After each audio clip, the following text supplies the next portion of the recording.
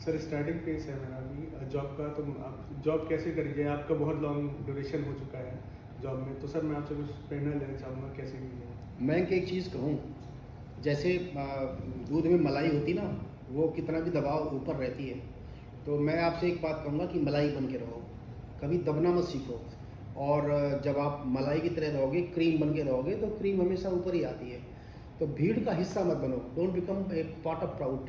अब जो क्राउड का पार्ट नहीं बनोगे तो ये है कि आपको कुछ ऐसा करना पड़ेगा, आपको साबित करना पड़ेगा कि आप पुलिस ऑफिसर हो। इसके लिए पुलिस ऑफिसर, मेरे अगर हिसाब से पूछा जाए तो मेरे हिसाब से पुलिस ऑफिसर का जो मूल काम है, वो जैसे तराजू में पासंग होता है ना, आपने देखा होगा एक तरफ वेट ज़्यादा है, एक तरफ वेट कम है, तो कितना वेट सप्लाई करना है, ये तराजू को कैसे इक्वल हाँ लाना है।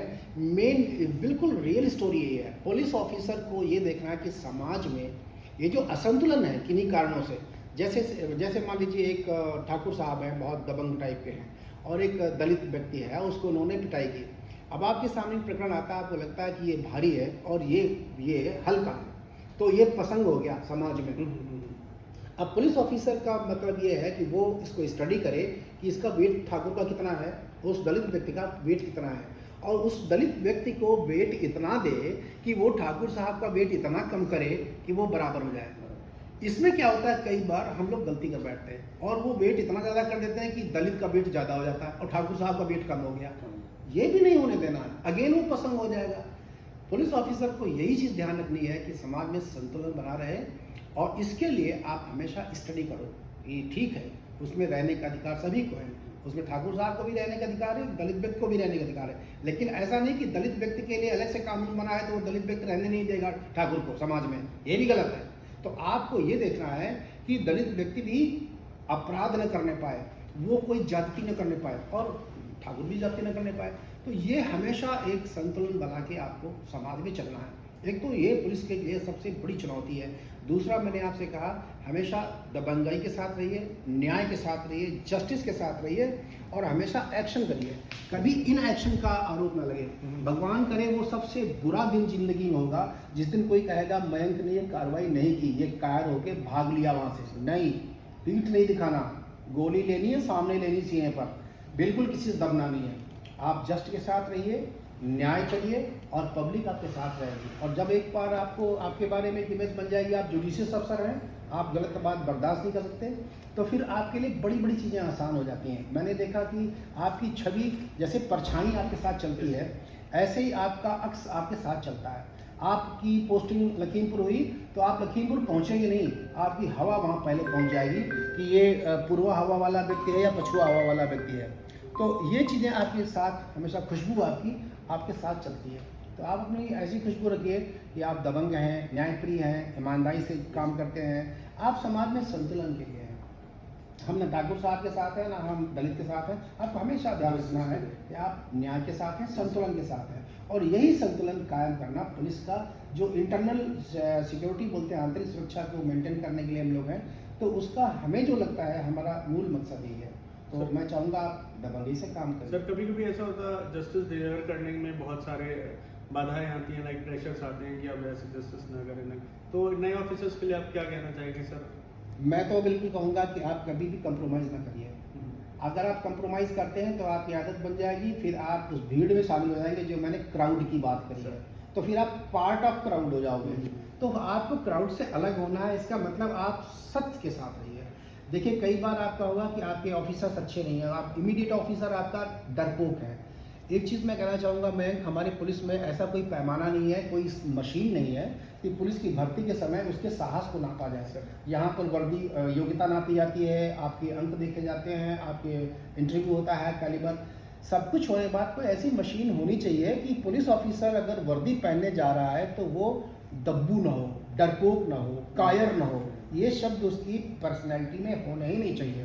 बड़ा बुरा लगता है जब कोई कायर व्यक्ति जो है अगर वर्दी पहन लेता है। तो मेरे अपनी लाइफ में भी कई ऐसे अधिकारी आए, सीनियर अधिकारी और जूनियर अधिकारी आए, बहुत दुख होता था कि इसने वर्दी क्यों पहनी। मैं कहता भी था, यार कहीं बैंक की नौकरी कर लेते, यार लेखपाली कर लेते, तो मैं पुलिस में आने की क्या ज़रूरत थी।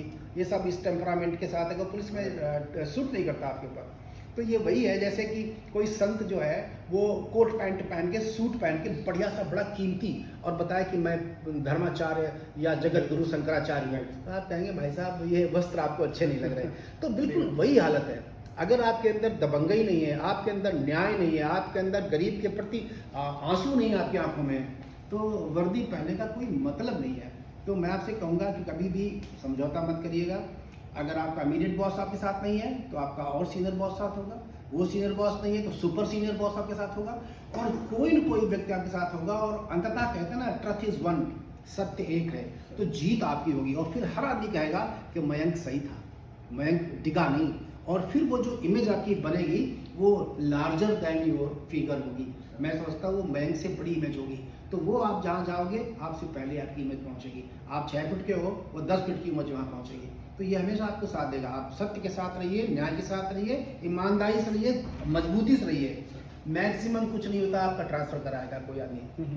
ट्रांसफ़र के बाद भी आपने देखा होगा पब्लिक रोक लेती, गाड़ी जाने नहीं देती ऑफिसर को, थाने बंद हो जाते हैं, मेस बंद हो जाता है, भोजनालय लोग खाना बंद कर देते हैं। मैंने ऐसे उदाहरण देखे हैं। तो पब्लिक आपके साथ होगी, पत्रकार आपके साथ होंगे, मीडिया साथ होगा, आपके साथी सहकर्मी पुलिसकर्मी वो आपके साथ होंगे, मास आपके साथ होगा। तो ऐसा नहीं है, आज भी सत्य की जीत होती है, मैं तो ये मानता हूँ। Thank you sir, thank you so much sir आपकी गाइडेंस के लिए। मैं आपके लिए गाइडेंस के लिए हमेशा आता रहूँगा। मैं हमेशा जब भी कभी ज़रूरत पड़े मुझे कॉल कर लेना, और मैं हमेशा आपकी हेल्प करूँगा। मुझे बड़ा मज़ा आता है हेल्प करने में, और कई बार गलतियाँ मुझसे भी हुई, तो मैंने भी अच्छे अपने हितैषी जो ऑफिसर्स हैं उनको फ़ोन किया कि सर अब इस क्राइसिस में, ट्रबल में क्या किया जाए।